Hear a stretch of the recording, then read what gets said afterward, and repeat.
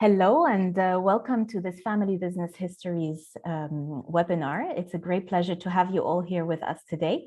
My name is Farida Al-Agami. I'm the General Manager of the Tharawat Family Business Forum, and together with our co-director, Professor Martin Klimke from NYU Abu Dhabi, it's a great pleasure for us to welcome you all after a bit of a hiatus in the Family Business Histories webinar series.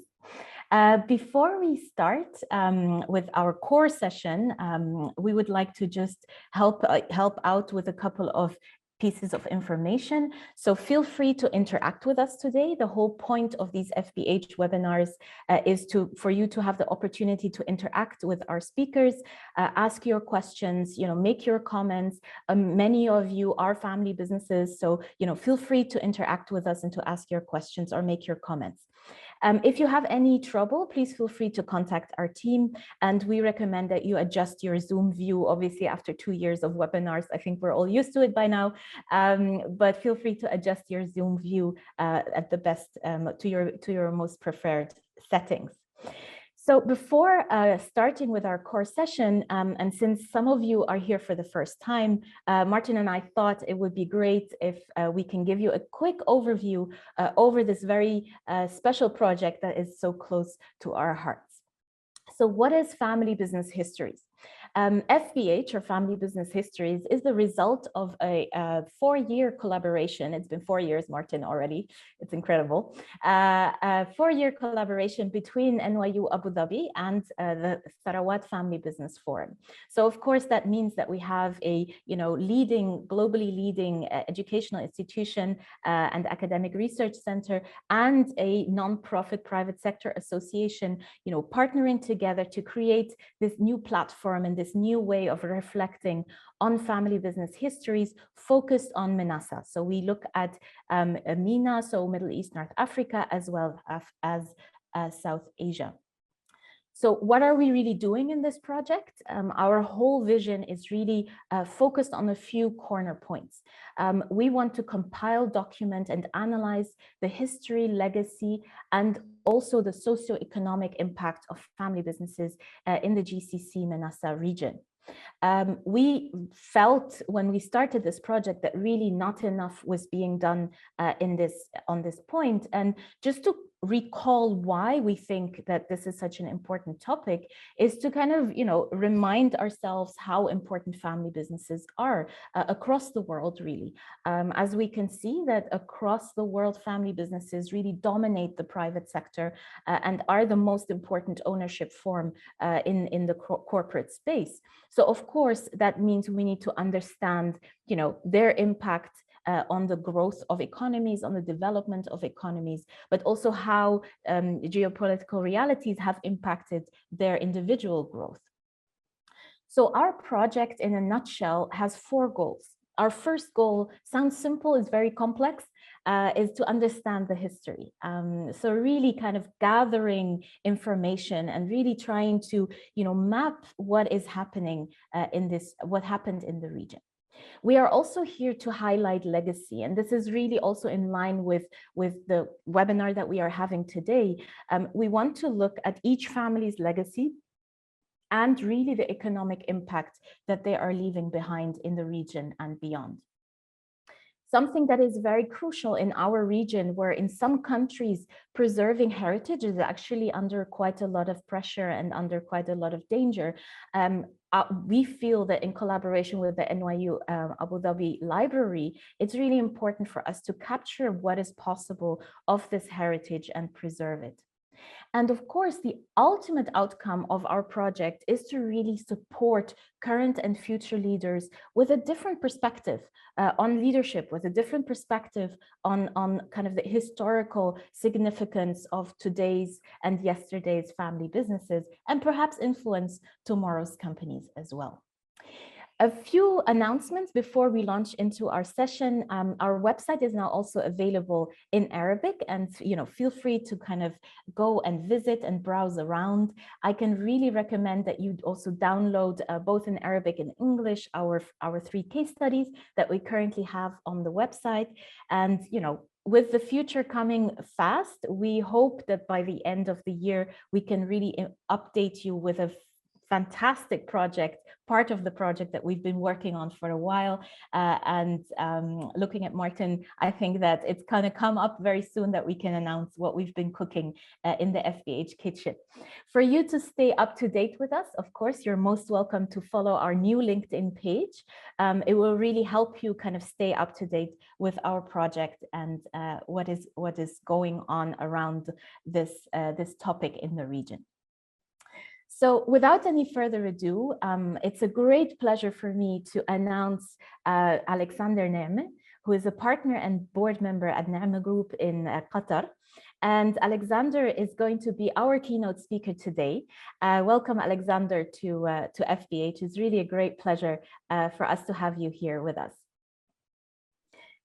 So Alexander will be sharing the story of his family business, but not just that. Alexander will be really talking about the historical journey that he has been through himself by capturing the history of his own family business.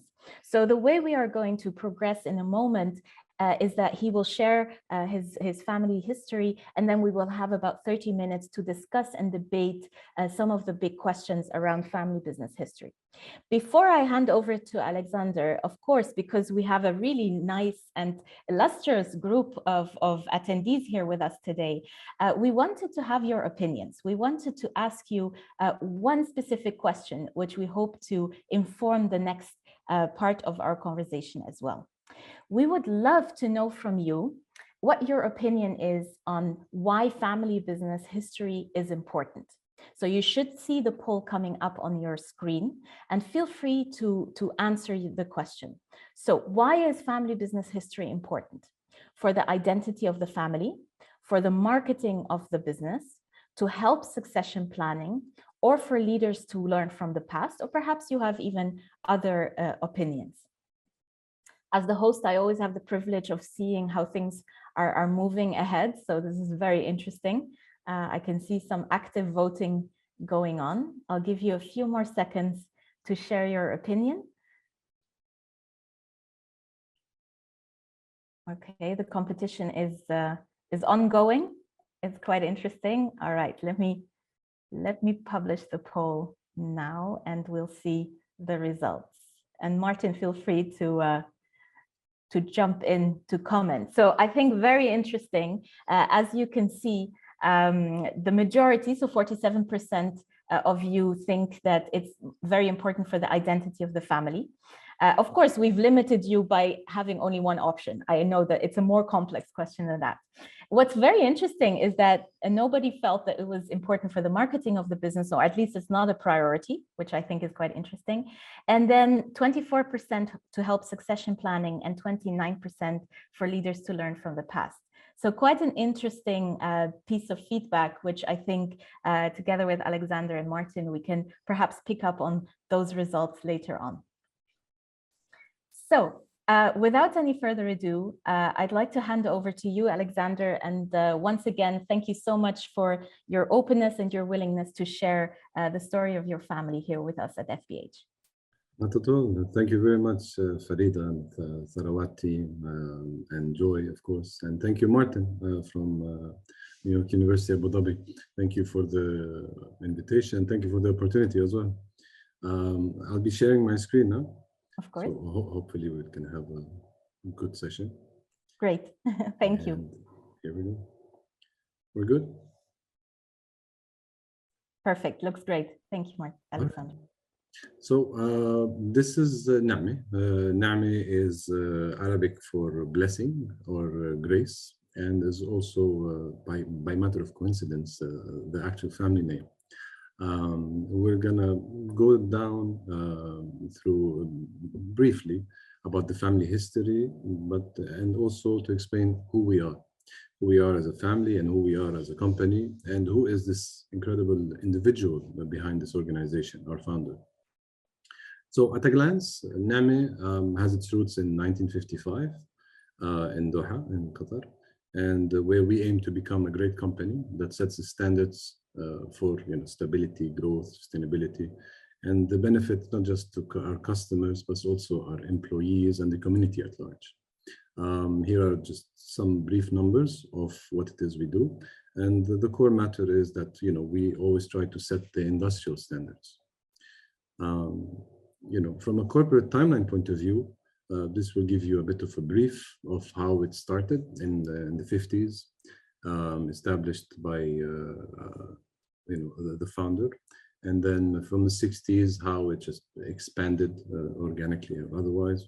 And in the 70s, different companies were set up, 80s, continuous growth. And we implemented our ERP, which was revolutionary back then. I think it was a 286 or maybe X86. And in the 90s, factories were established.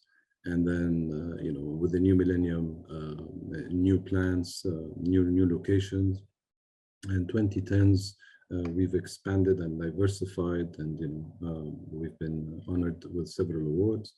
And where we are today is, we have been crystal focused on sustainability and longevity, because what we are all about is building a company, not just looking back for the past 60 years, but also building a company for the next 60 years. So the actual professionalization as well. What we do, it's a good question. So what we do is provide industrial solutions. We have 6 distinct solutions, automotive solutions. So any vehicle or a motorized vehicle that runs anywhere, there's a bit of Nehmeh inside it. From the workshop, from the PDI, from the paints, what have you. We are there by the side of every body shop or workshop. Construction solutions is, a big chunk of our business, where, and as I've said earlier, we apologize for all the noise you hear on the streets, wherever you may live, but, it makes us happy, because construction, roadworks, civil works, mechanical, it's all has to do a little bit from us as well. But so sorry about the inconvenience. Heat transfer solutions is where we manufacture. So this is manufacturing OEM standards with various accreditations, which you can see, and some for the local market as well as export markets. Rental solutions, be it for the long term or for the short term. So we're always by the side of our customers. And what we call after sales excellence, so service solutions, because we're one of the companies that, don't forget our customers after the sale. We continue the journey with them. And this is very, very important, because this is part of our customer service and a part of our promise. And finally, woodworking solutions. So from classical machinery, the ones that we see in the old movies, to the cutting edge, computerized CNC, and all the accessories and consumables required for any joinery or woodworking.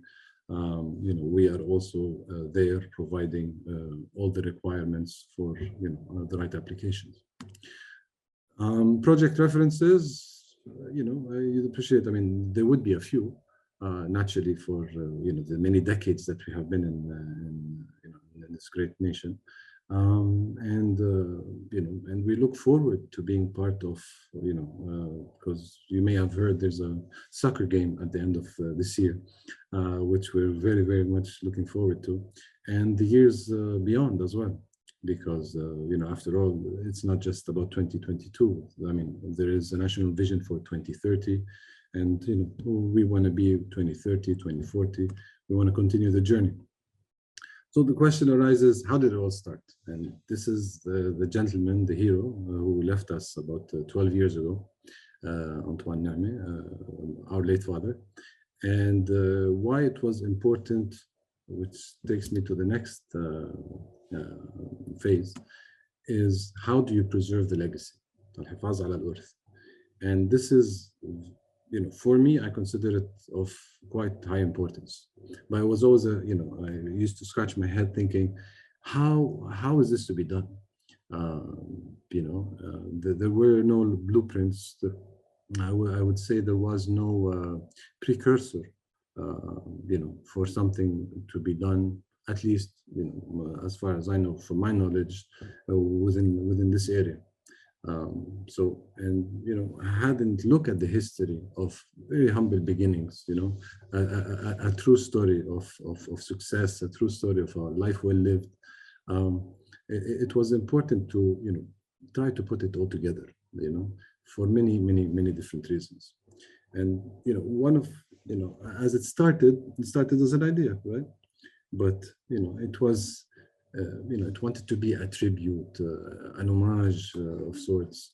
And it started with a few notes. And for me, it was, a book of quotations. We actually kept record of the quotes, of the wisdom that was shared to us.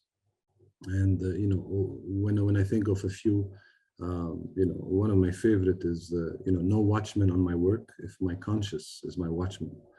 Where we work ethically, even when nobody's looking, and that trust is earned daily. It doesn't sleep, it doesn't get tired. ومن صدق بالعالم شاركهم بأموالهم. So it's all at the end about trust, and it's all about delivering and keeping your promise. So there was this idea of a book. Okay, so naturally the naysayers came up. What? Why are you doing this? ما عندنا هالعادات, don't bother. It's a waste of time. But as a person, I admire stubbornness a lot. What we call, for somebody to be, forgive the term in Arabic, tis, where you are, you really persevere, and you have to, continuously work, against all odds. So, what was, to put it all together, I had to think of, what was the purpose? What's the point? For me, it was documenting and sharing the life of a person who, not necessarily people have to hear about, but people have to be inspired from. At the same time, it was celebrating the 60th anniversary of the business back then. I think this was 2015, and upholding, the timeless values and the code of business. Because as you're all well aware that, in terms of core values, they don't change. As a person, think of it like this. As a person, you may change, but your fundamentals, your principles, what defines you as a person, of what you stand up for, these don't change. And for our organization, it's people, quality, trust, and commitment. And I wanted the book to be an inspiration to all readers. I was never in my wildest dreams, to actually write something or to become, to have the title of being an author. But there is no right or wrong, and this is a very important point, and it's okay, as long as you try to compile as much as you can from the past, because the past, especially in our region where perhaps we don't read as much and we don't write as much, you try to capture this oral history, this verbal stories that have been told from generation to generation. It's tough work, but it is possible, and if it wasn't possible, then I'd be looking like this. So why is the baby looking like this? Simply because, there were a lot of questions. What language should it be? What tone should the book be? Should it be Bil Arabi? Should it be in English? Should it be French? And how much of depth will it go? As a private person coming from a private family, of a private business, it was important to agree on several limits of disclosure, but at the same time, what's in the public domain is in the public domain. So I don't think anybody should fool himself or herself, thinking that, it's all, after all, we live in 2022, when last I checked, and, everything is everywhere. And the necessary approvals, approvals far and wide. Whether from people, from authorities, and this is where perhaps a bit of self-censor plays a part. But it's important to maintain the core. As long as the core is maintained, it's all good. And how much work do you have to put in it? So in terms of work, It took I think about 16 to 18 months to do, and it's okay. It starts with scribbles, it starts with drafts, but at the end you'd be amazed. And to break it down further, I was a bit discouraged early on because, okay, I have to find a title, publishing house, printing press, copywriters, advice, what is ISBN, what is this Library Congress number? So nothing to really, I would say, to worry about a lot, as long as you have a publishing house which has either done this before or, they are able to guide you through the process. Then I would think you're in good hands. Just make sure you check out the references. And, to write it, it was important to break it down. So as you can see from the images at the bottom, there are, maybe there has been a dozen rewrites, a dozen drafts, I've read it, maybe 50 times or more, and you had to always review it, and it's never perfect. And the nice thing about books these days is, you are able to have a second edition or a third edition. I haven't really gone there, but it is possible. And as you see, I mean, breaking it down is, it was important to be, as simple as possible, So when it starts with chapter 1, sandals, what? How can it be sandals? Because that's how it started. You see, I mean, for the longest time in human history, people move around, and sandals were the most important thing. And I'm very proud that our late founder has come with sandals. He wore shoes later on. But this is why the reason of calling, as well as the other chapters.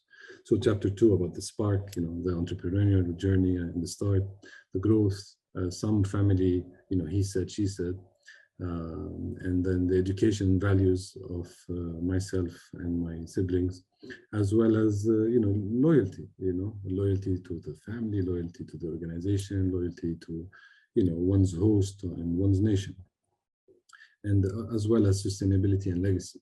So you see, whenever you see something like that, you start thinking, wow, that's a lot of work. It is, but it's not impossible. I mean, heck, if I was able to do it, honestly, I mean, anybody can. I saw this nice image on the internet where, the tip of the iceberg is the book. Underneath that, the classic iceberg is the editing, rewriting, writing, thinking, researching, the idea thing, just putting stuff together and then dreaming of it. So it does take effort, but I promise you that the more you give in, the more you do get out of it. And then there was an issue of the title and then the graphics. So a lot of soul searching, finding something which ought to be timeless, as well as had to be, something that would create value, and at the same time, it would not alienate any specific time period or any specific event. So that's why Blessing in the Sand came in, the Antoine Nehme legacy, and then the graphics. I mean, you can see, there have been worked on so many different, graphics, colors, tone, is it going to be black and white? Is it going to be dull? Is it going to be, and then at the end, this was it. So there you have it. So this is the Blessing in the Sands, the Antoine Nehme legacy. It's about 130 pages, if I remember. And there's a lot of history, a lot of drive, a lot of passion, that's for sure. And also a lot of stories where really anybody could learn from, I remember in the book, because, it was clearly the Antoine Nehme legacy, I think anybody could be as great as this great man. You just have to persevere, you just have to work non-stop, and no matter how much people will try to pull you back, tell you this can't be done or this wasn't done, it doesn't matter. You can write your own story. And that's a wrap from me for my presentation. So gracias, thank you, shukran, and obrigado. Right? Thank you so much, Alexander, for this wonderful presentation, and for these, wonderful animations as well, as the wisdom that was embedded in it, together with the reflections, on, your family's history, the legacy of your late father, and was very, very moving. Thanks so much for sharing with us. There are so many things that I could ask you now. I think there are so many things I think that are, on the minds of the audience, and we'll get to all of them. I want to start maybe with something that, we saw a little bit manifested in the poll as well that we just had at the beginning of the call. And that is, what are the key learning points that we can take away from your founder's journey and your family business history? I mean, this is hard to sort of answer in one single sentence, so feel free to elaborate. But what do you think, also with the experience of, having written the book, how do you describe the distillation of that? I think it's sticking to one's principles. I mean, when you have solid principles, I mean, the nucleus of any society is family. So the family has its own rule book, has its own constitution. Some families have an actual vision statement and a mission statement. What's important is if you have those values and principles which you have learned from, you simply don't want to lose them. And what you want to do is you want to preserve them, for future generations. So I would say, a lot of the learning from it would be a lot of perseverance, and a lot of quotes, because I'm sure every father and mother, every parent out there, we all remember, my mother would have said this, my father would have said that. To be able to write this and to be able to preserve it, because one of the most important things I've learned is, the written word outlives human lives, so which is, people die, but books don't, so I would say these, so anything of value which you can aggregate, put together. It could be, it could be a few pages. It could be larger, larger volume. I think that would be more of a breakthrough than anything. The most important thing is just to start. I have a quick follow-up question on that. Also, thank you for this fantastic presentation. It literally just occurred to me as you were speaking. Did you learn things about your father and your family that changed your perception of them, that changed your perception of the legacy you are inheriting as well? And did that change have any concrete impact on your day-to-day life or interaction with everyone?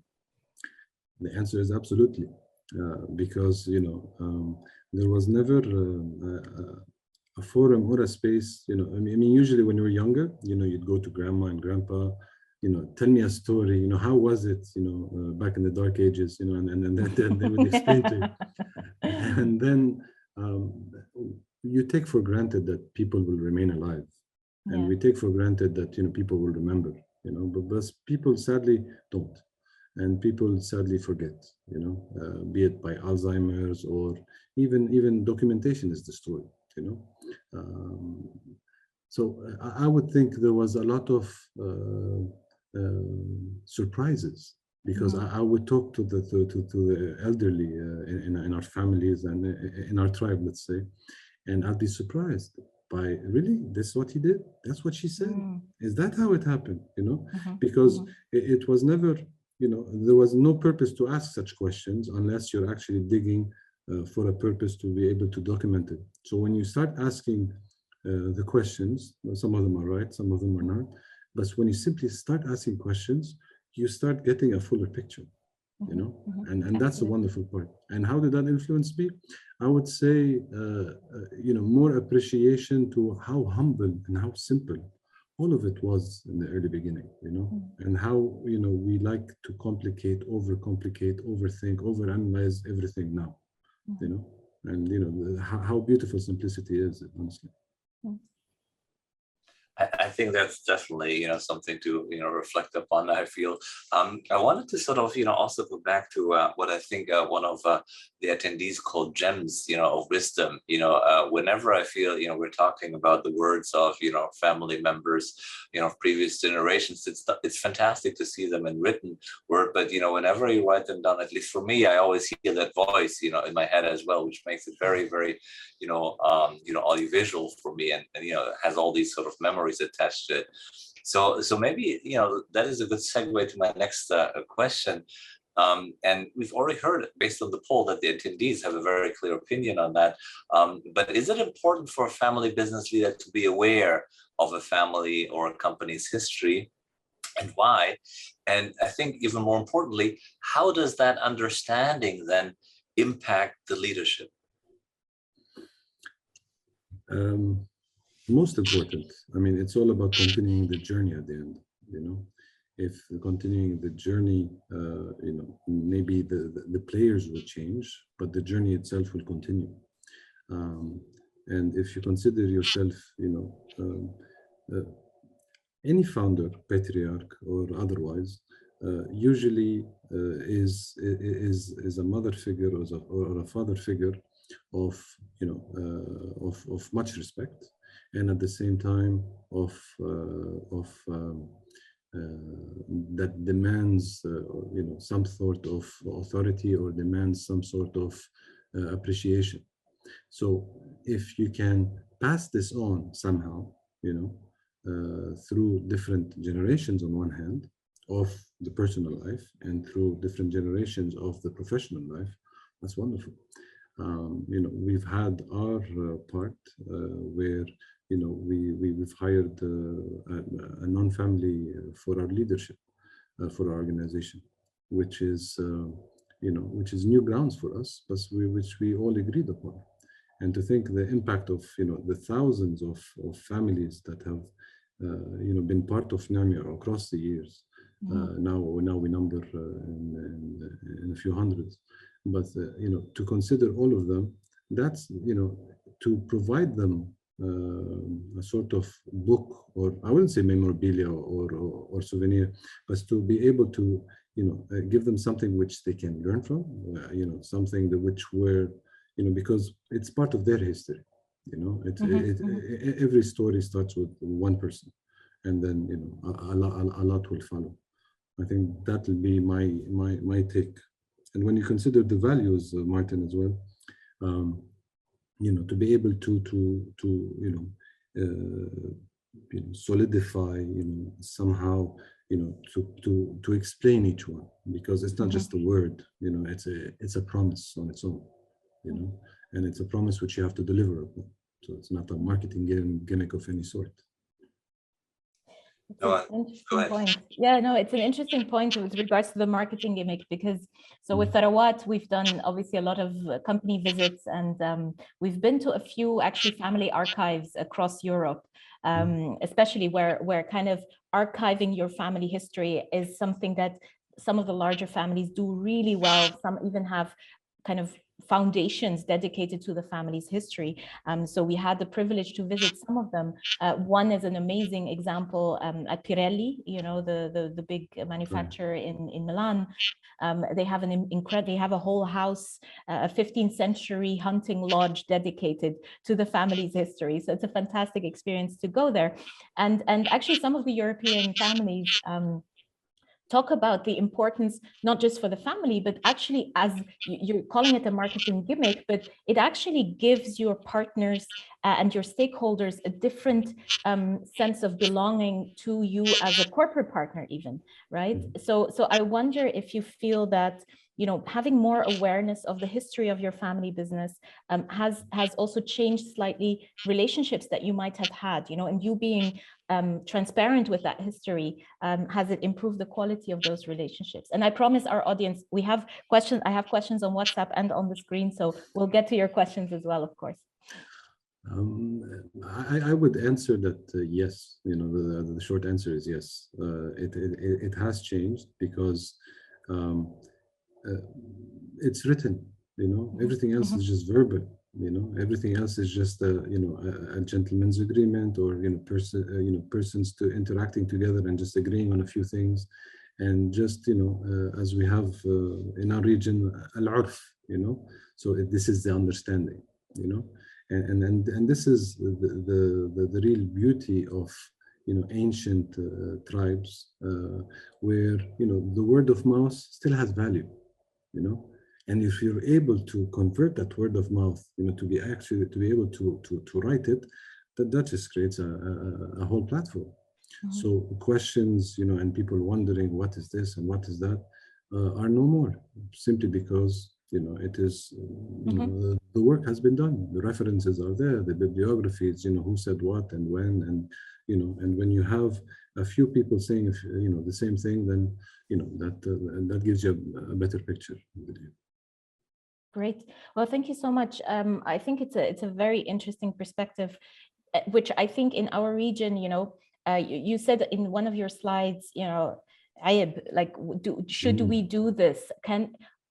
How do we speak about our history without damaging, our family? And it talks a lot about our relationship, with history, I think, as a population, as a region. And maybe we can come back to that question after we've addressed some of the audience's questions. So the first question I'd like to address is our attendee, who's asking if it was difficult for you to collect the original documents. Like, was that, a lot of effort? Because we know from Tharawat that people want to do the work, but then they're like, oh my God, it's going to be such a nightmare. I'll have to run from uncle to grandfather's house to, running around and collecting these things.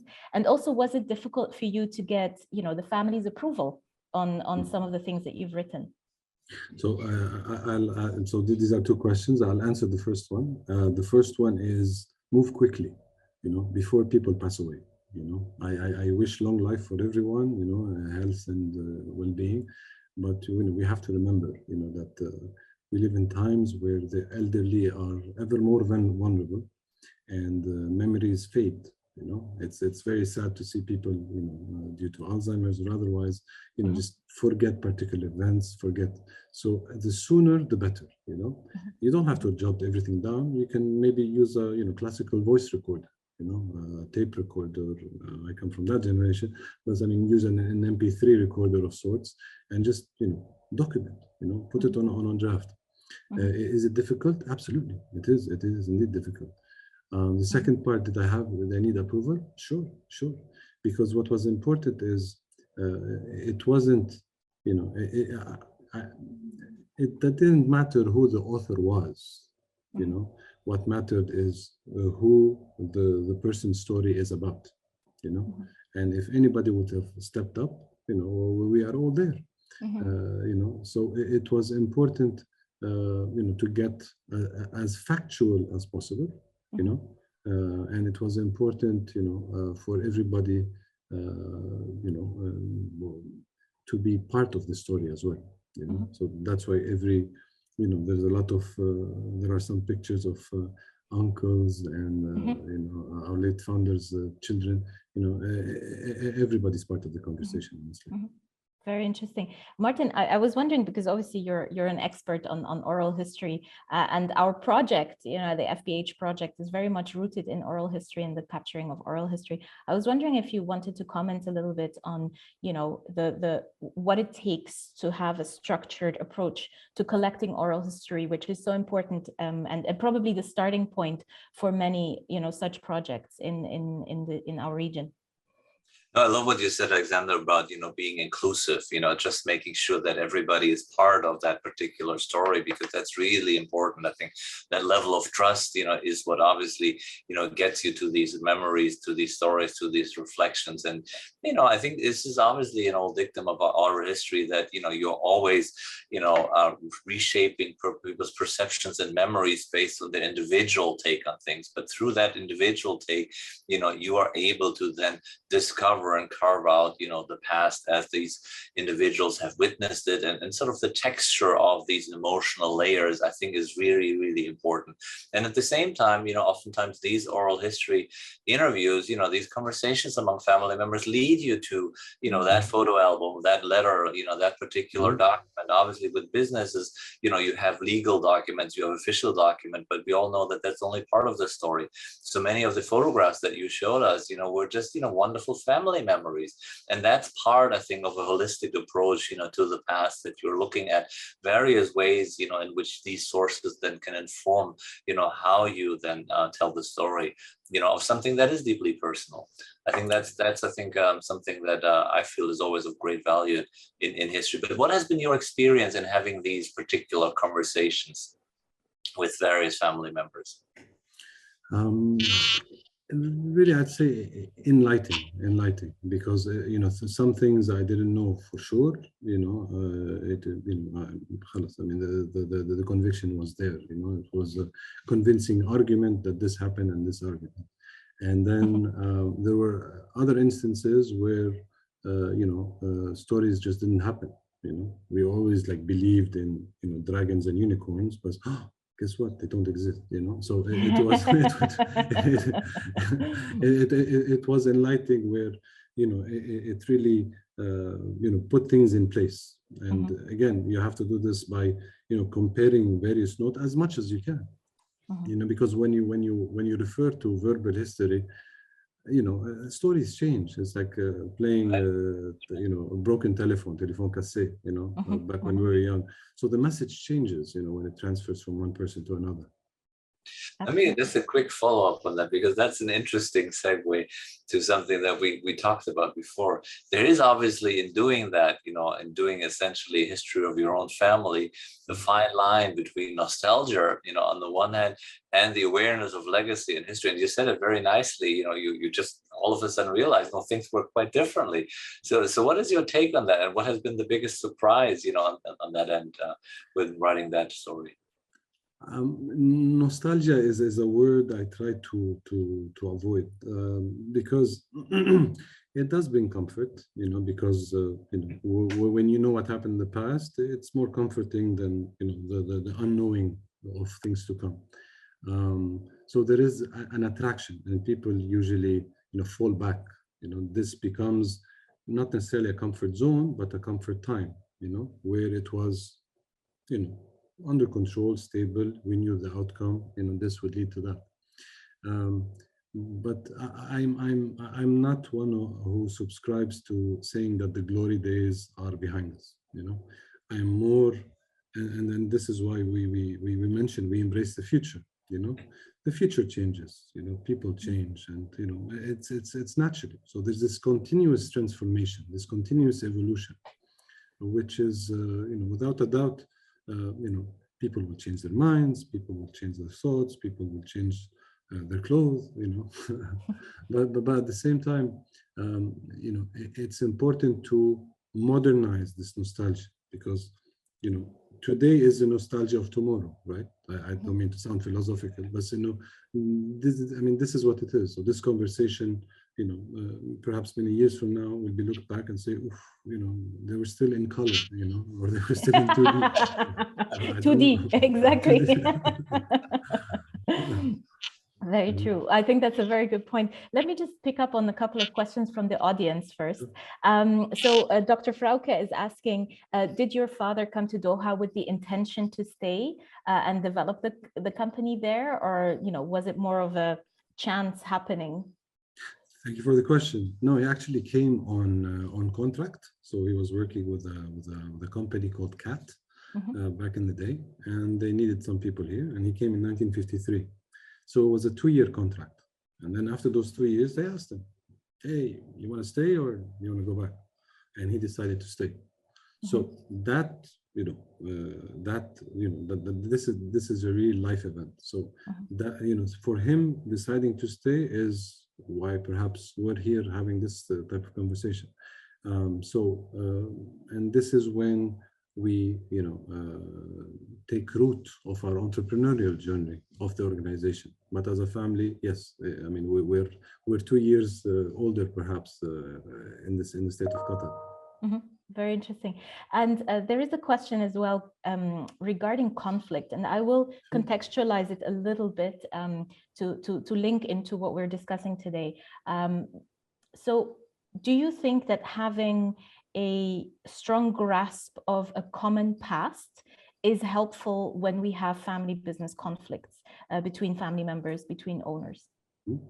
I think it is important, but it's important to have a common vision as well.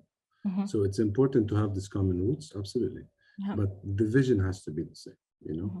And, there were a lot of families where, the roots were different, mind you, through mergers and other means, Mm-hmm. and acquisitions. And then you have other family businesses or just businesses at large where the visions were different.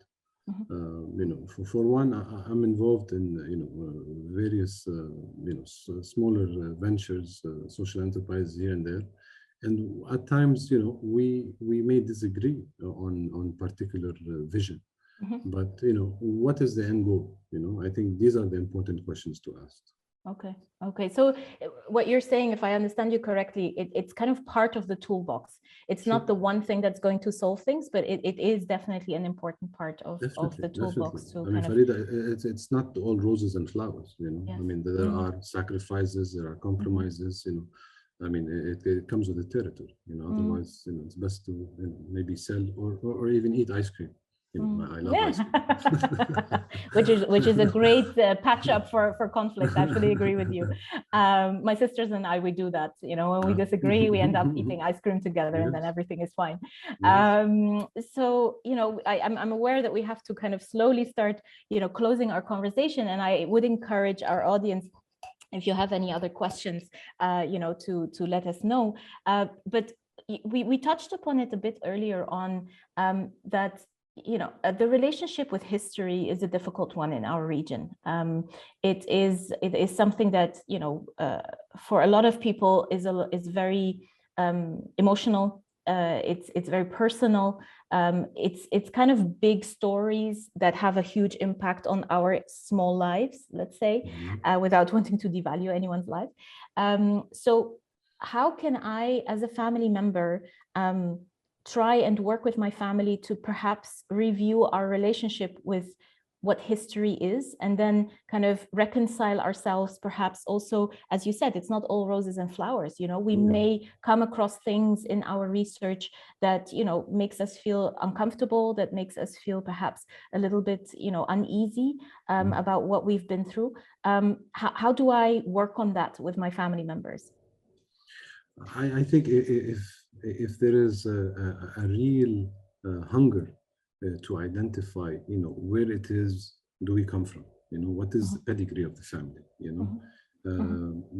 usually, as you know, in our area and every other area really around the world, usually a family name is attributed to a profession. Yes. So tailor is a khayyat, haddad is a blacksmith, and what have you. So if you want to identify, what is the initial spark again, of how this family of today came to be, of any family, I mean, in the Middle East or elsewhere, when you are able to go back to that, again, another life event, to the actual root of that tree, then you'll identify that, oh, okay, this is where we're from.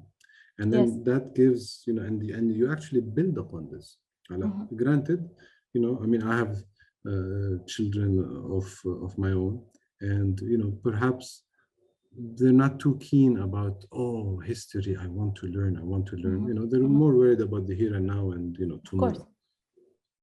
But I am one of the proponents who says, if you don't know where you're from, you don't know where you're going. Simple, and this is not philosophy. I mean, I'm standing with you. I'm speaking in the English language, but it's only because of various events, various trips, fallouts, that has happened to actually reach here. So I think if anybody who has children and loves their children enough, I think this, documenting the history of a family is the greatest gift you can give, So it's a gift for a future generation, rather than just today. Or just like this example, where you actually, plant a tree, but you don't, but you are aware that the shade of that tree, you will not be under, but you know that your children are, So if your children are able to understand, where they're coming from and how these events happen, and what are the circumstances that led to here, and most importantly, learn from the past, that can take us places, wonderful places. Absolutely. Let me take one question from the audience that has just come in. How do you see the book and the history help to design the future of the family and the family business? You said it's sort of a gift to the family and to the children. Is there anything concretely that you have in mind, or is it more like a spiritual guidance of the values and the philosophy? What I came to understand is,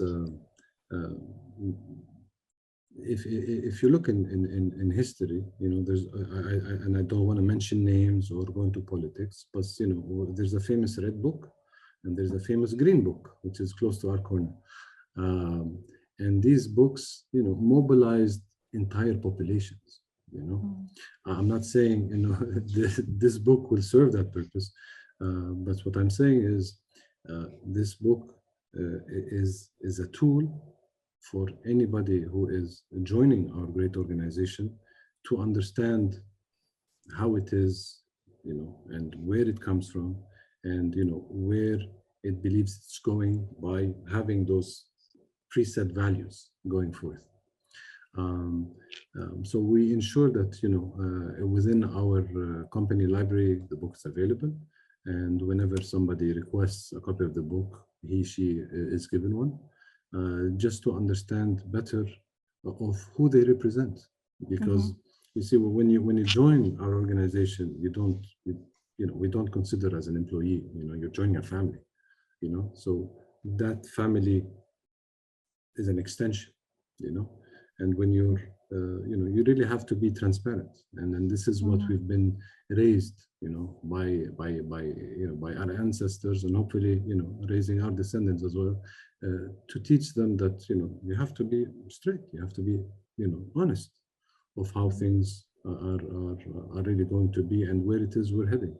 And I really admire this about the transparency that we do so easily. And a lot of people would say, well, wait a minute, maybe that's a bit too transparent, to the point of cloaking or invisibility.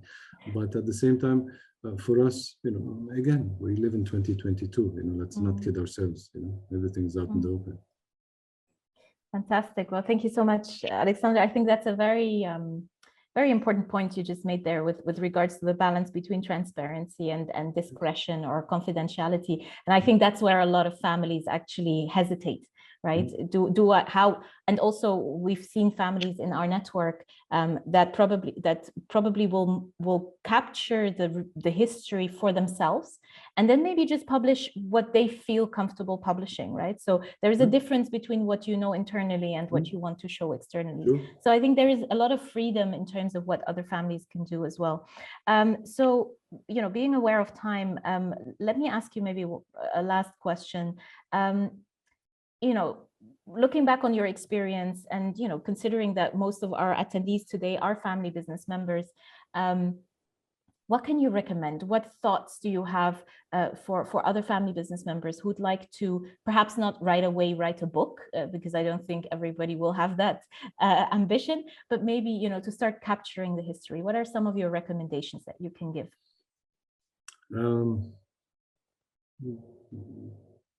Record, document, and talk. It's important, while talking, to be able to record them. As we said, record them audio, or write down text, because when people are gone, they're gone. Yes. you know, and being from a region which is, you know, mostly based on the word, it gets very difficult, you know. We're not, you know, the goal here is not to have, you know, to suddenly push up the literacy rate in the Middle East, you know, that'd be nice, but you know, it is a bit more, you know, ambitious than this perhaps, but you know, once we are able, you know, to gather the people, especially the elderly, you know, if you're able to put them all together, then that's really something. I remember, you know, naturally we attend many funerals, celebrations of lives that went by, and we also, you know, for weddings the same, when we're celebrating future.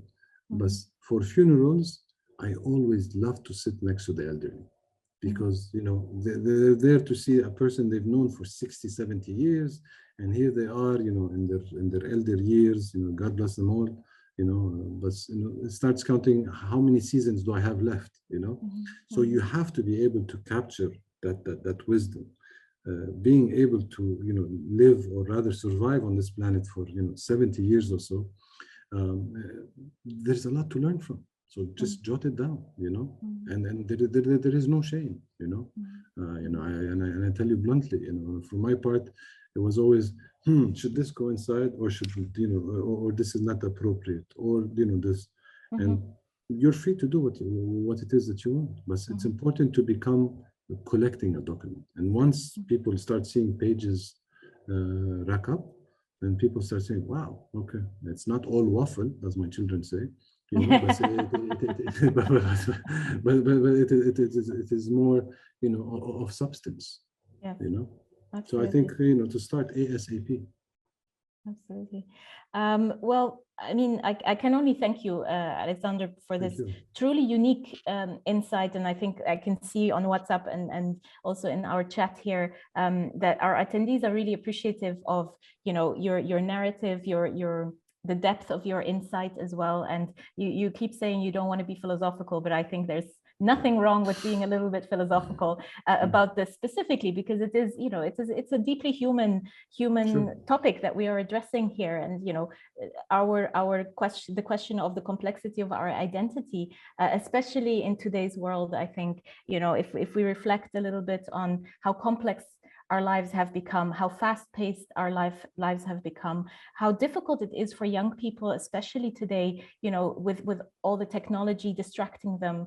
How do you build your own identity? How do you know who you are? And I think knowing your elders and knowing what has happened before you to get you to this point is actually such an important part, you know, of who we are. And I think, as you said, I think that's a beautiful way of putting it. It's a gift both to the family, to the future generations, to your stakeholders, to your employees, that they know, where do I work? What is the ethical, philosophical makeup of the place? We spend most of our time at work, right? So how important is it for our partners and our employees to know where they are spending most of their times in? You know, I really thank you from me personally as well. It's really inspiring to hear your story.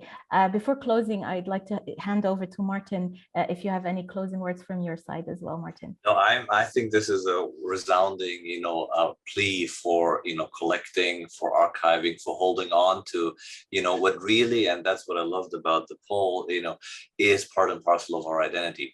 I think that I thought was a very, very wonderful, you know, result, that, you know, we're not doing this for in any way, shape, or form anything other than, you know, really truly finding out, you know, who we are, you know, what is our value system, you know, what are we doing this for, and what are we passing on to the generation? And, you know, from that angle, I think, Alexander, thank you so much for this wonderful, you know, sharing, you know, with us of your story and your family story. I think it was inspirational, it was stimulating, and I think we've learned a lot from it. Absolutely. Thank you.